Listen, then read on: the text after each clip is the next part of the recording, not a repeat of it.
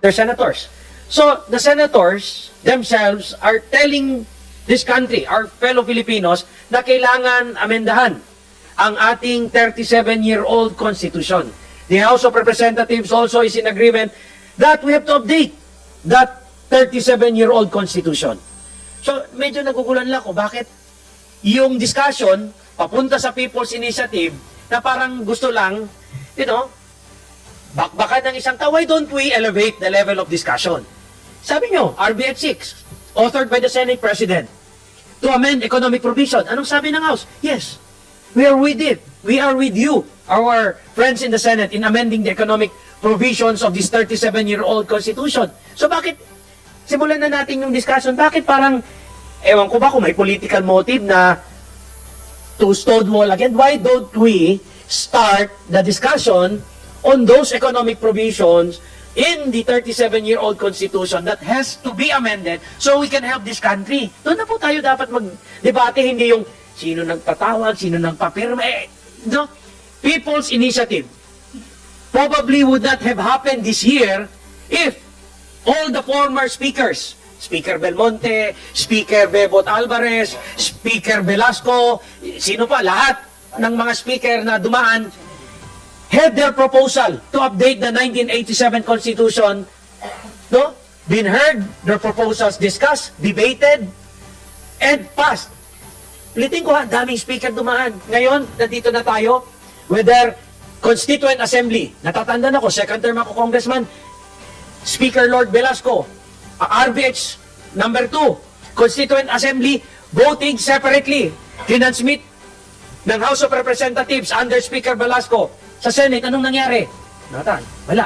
Nangyari. Ngayon, last year, ano sabi ng Congress? Bakayan nila ng Constituent Assembly. Konkon natin. Binago. Last year, 302 authors. Constitutional Convention. Para wala ng senator, wala ng congressman, ang tao ang maghahalal ng kanilang konkon delegate. Last March pa, 302 authors. Strong stand from the House of Representatives transmitted to the Senate. 302 kami. Ito yung ang mas magandang proposal. Konkon na kasi wala kayong ginawa sa Constituent Assembly. Ano ngayon? January na. So you cannot blame people's groups who are already exasperated in waiting for the Senate and the House to come up with those very important updates to our Constitution. So, ako, ngayon, may appeal. Let's start the discussion on those economic provisions that has to be updated. Ngayon, if they fear, sabihin ko na, if their fear is the People's Initiative na hindi namin maintindihan, bakit sila natatakot sa People's Initiative? Kasi wala na yung Senate, pati yung mga congressman, tao na yon. There is only one sure way to stop that People's Initiative. And this I appeal to our friends in the Senate. You pass your RBX 6 and the House of Representatives will welcome it. You transmit it to us, we will welcome it with two open arms. Version nyo na. Kayo na bahala, magbalangkas kung anong version gusto nyo, anong economic provision. You pass RBX 6, the People's Initiative will be dead in the water because everyone knows there can never be two initiatives in the span of 5 years. Unahan na natin. We will be with the Senate. Ipasa nyo, version nyo. Kayo na, na-adapt na namin. Well, no question asked. Diba? Sabi ni Speaker, maski blood compact pa. Sige, mag-blood compact tayo. Baka iniisip nyo kung ano-ano yung mga guni-guni ninyo. Blood compact tayo, ipasa natin. Kasi kailangan ng Pilipinas yan eh. To amend the economic provisions, we need to update the 37-year-old Constitution. You transmit it to us, we hold a plebiscite. O paano pa magpe-plebiscito yung People's Initiative? Patay na siya. Diba? How do you stop that? Unahan natin. Hindi pwede dalawang plebiscito in the span of 5 years. Ipasa ang Senate version, RBH 6, authored by the Senate President, the House of Representatives will adopt it. Sabi ni Speaker, blood compact pa. Para walang duda-duda na kung anong klaseng version pa. Version na nila, economic provision. So, by there, ang conclusion, patay yung People's Initiative. Unahan na natin. Magsama tayo, Senate and House, let us pass those amendments which our country badly needed. If you embark on this kind of proposal, amending the Constitution, yung second half pala na yun eh. Kasi lahat is thinking of another administration. Everybody is in the mindset, if we would want to make this happen and not get left behind for another 6 years, we have to do it now. Kailan po yung now? Feb, March, bakit? Magpa-filing ng October eh. Lahat yan, busy na sa kampanya. Kung nabibisi nga sa investigasyon, what more for their national campaign? They will be embarking already, going around. So ano pa yung timeline natin? So we have to do it now. You don't do it July, August, September, because that is already the election fever. The election fever will be there already. So, we pass it now. Active version na nga nila. Hindi na kami magkikipagdebate sa kanila. Ano yung mga economic provision na pinopose ni Senate President, authored by the other senators? Okay na, pasa nyo na. Gusto nyo i-transmit na dito February, okay na kami. Para matapos na kasi medyo masakit yung mga akusasyon, whether may politika dyan, we want to perpetuate, or somebody wants to perpetuate himself in power, nandun po yung version namin. RBH 6 namin, nandun po. Walang political doon eh. It's an open record. They can check the records of the Senate. It's open. They can check even previous Congress, RBH number 2. Economic po yung lahat. Walang political. So, let us not mislead the Filipino people. No? Let us show to our country that we are one. Pass RBH 6, everything else will be dead in the water. Yeah, and can I just add, no? I just feel a little bit slighted by some of the comments of our dear colleagues in the Senate. Alam mo, siguro kalahati sa kanila, I can be wrong with a specific number, used to be congressmen. And when they were congressmen, every speaker that ever sat in this August chamber fought for constitutional reform. They supported the position of the speaker when they were part of Congress. How come now, na senators na sila, all of a sudden, tumitenga yung constitutional reform? Nasa na yung posisyon nila nung congressman sila, bakit nagbago? Ilang attempts na po ito ng 19th Congress. 302 congressmen sent RBH 6 to them. But yung measure ni Senator Padilla, hindi man lang umangat sa committee level. So I'm trying to digest now, is Senate really sincere with changing, improving, and upgrading our Constitution? Because if they are, then they should have done it. And, you know, itong mga fierce talks about power and politics, wala to. Wala to. Kasi kung talagang sincero sila, at ito, hindi lang Congress ang nagsabi nito. NEDA chief na nagsabi, we need economic reforms. DOF has stated, we need to lift restrictions. Even the foreign community group of investors, we need to improve the economic situation in our country by restricting foreign direct investments. What other evidence do we need? So now I think it's really up to the Senate to prove to the Filipino people that they are sincere and consistent with their position. Meron pa because pasensya po kasi we have a committee on rules meeting every Tuesday, 2 o'clock. Okay lang ba yung mga deputy speaker maiwan? Okay. So I can attend to the committee on rules. Kaya naman nila eh. Alam naman nila yung stand ng house. Okay.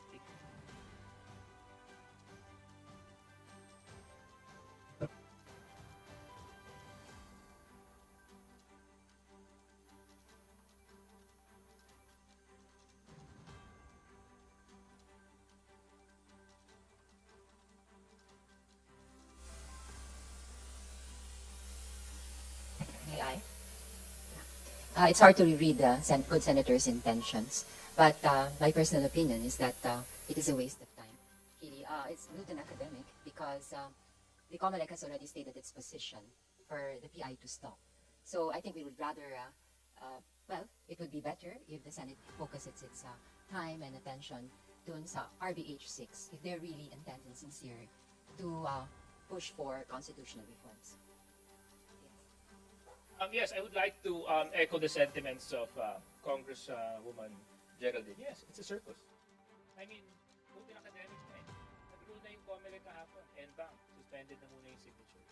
So technically, yung People's Initiative, wala na yun.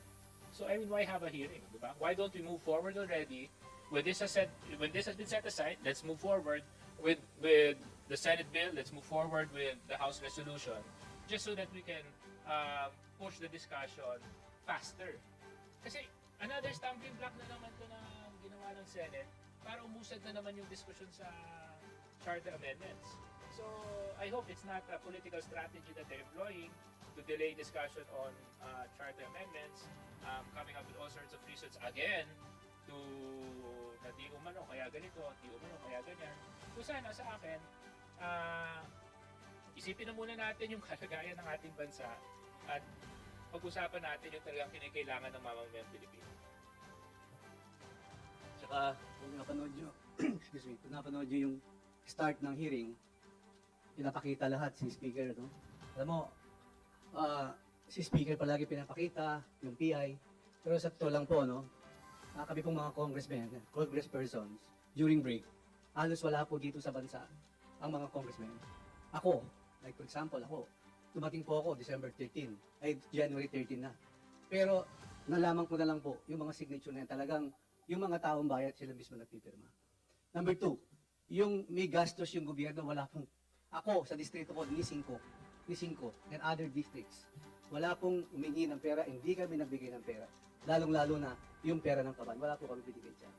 Kaya ang ano ko po dyan, tigilan na po yan. Ang tanong ko po, ano talaga ang gusto nyo? Mga senador, mahal ko po kayo, kami po mga congressman, ay we are co-equal, ano po talaga gusto nyo? Gusto nyo bang ibasa yung RBH 6 o hindi? Sabihin nyo lang po ito totoo para alam natin. Yung PI, naka-stop na po. Kaya kung pwede po itigilan natin to, puro yung pamimili ng signature ang pinadidiscuss nila sa Senado. At ngayon, nandun si Congressman Marcoleta. Si Congressman Marcoleta, in-explain niya. During the time of Belmonte, kung si Speaker Belmonte, pumasa. During the time of Speaker Lord, pumasa. During the time of Speaker Romualdez now, pumasa. Ano nangyayari sa Senado? Dinidedma. Yan ang sinabi ni Congressman Marcoleta. Ano ba talaga gusto niyo? Kaya pag si Congressman Marcoleta ay nagsasalita, sinisegue nila yung issue. Dinadala nila sa mga nakatakip na mukha. Doon nila binabato yung tanong. So ako po simple lang, ano ba talaga ang gusto niyo para matapos po tayo? Walang. Actually, just to add to what SDS Dong mentioned, I was following the hearings in the morning, but when they started to control the discussions, when Congressman Dante Marcoleta and former Congressman Tito Garbin were explaining at pinuputol, hindi binibigyan ng pagkakataon makatapos ng kanilang ipinapaliwanag, ay sabi ko, tapos na to. Wala na to, hindi na to para sa katotohanan. Iba na ang hinahabol nitong hearing na ito. Yes, JJ Suarez. And some of their statements have been very hurtful for a lot of congressmen. Kaso lang nakita nyo naman kami mga congressman, tinanggap po namin yon tahimik. Kaso lang hindi po namin, kaso lang aaminin ko po sa inyo, nasaktan po ako. Kunyari, nung sinabi po nung ilang senador na hindi nyo pwedeng ikumpara ang Senado sa Kongreso. Bakit hindi? Parehas po tayong bumubuo ng Congress. We're co-equal legislative branch. Just because ba they're elected national, mas mataas na sila kaysa sa amin. Minamaliit kami kasi distrito lang daw ang tinatayuan namin at nire-represent namin. At yung mga party list, sobrang liit daw ng boto, hindi pwede ikumpara sa kanila. Pagmamaliit yon. At saka talaga, medyo nasaktan po ako doon. This is ko party list, ako district. But of course, I'm not limiting my job and my responsibilities to my local affairs only. I look at myself as a national elected official whose scope is also the entire Philippines, not just my district. Yes, I may focus 70% of my attention to my district, but also a lot of my attention pertains to what is relevant to the country. So please, I mean, my dear senators, huwag niyo kaming mahal-maliitin. Nakakasakit po yun. At saka yung mga ganong statements, sinasabi niyo po na po, that is what creates divisiveness. That is what creates discord. And that goes against the very nature of bagong Pilipinas na ipinaglalaban ng ating Pangulo na magkaisa at magtulungan. Di ba? Kaya sabi ko sa inyo, let the senators look at themselves in the mirror. You know, let's not talk about what's trending in social media. Let's have the hard discussions. Let's have the difficult conversations. Let's push for charter amendments and let's move this country forward. Alam mo, ako po, sabi ko lang, Ako may tatanong lang ako sa iyo, SDS. Ano yan? Pwede ba ako magtanong sa SDS? Okay. Mas ba't yung Senado? Masarap ang buhay. Alam mo, bakit? Hindi itong konstitusyon na to, 1987 konstitusyon, parang talaga sila ang, let's say, nag-enjoy sila. Tingnan mo comparative. Kung narinig nyo si Congressman Ace Barbers kahapon, ang mga from Congressman, Governor down the line, 3 years lang kami. 2 eleksyon, 3 termino. Kami ang santungan ng bayan, ng mga tao. Pag may problema, kalamidad, kami ang malapit na malalapitan. Tignan mo yung mga senador. Ang senador ay may 6 na taon sa isang termino. Tapos, meron pa silang re-election na isang termino. Bali, 12 taon. Kaya po masarap, di ba? Bakit hindi masarap? Kung halimbawa midterm ka, may eleksyon ng nasyonal, presidente at vice president, you can run for vice president or president. Kung matatalo ka, pwede kang maging senador ulit. Di ba? Parang nakikita ko po dito, parang hindi fair. Pero hindi po namin kita question yun. Ang gusto po namin, dahil nasa batas naman po yun.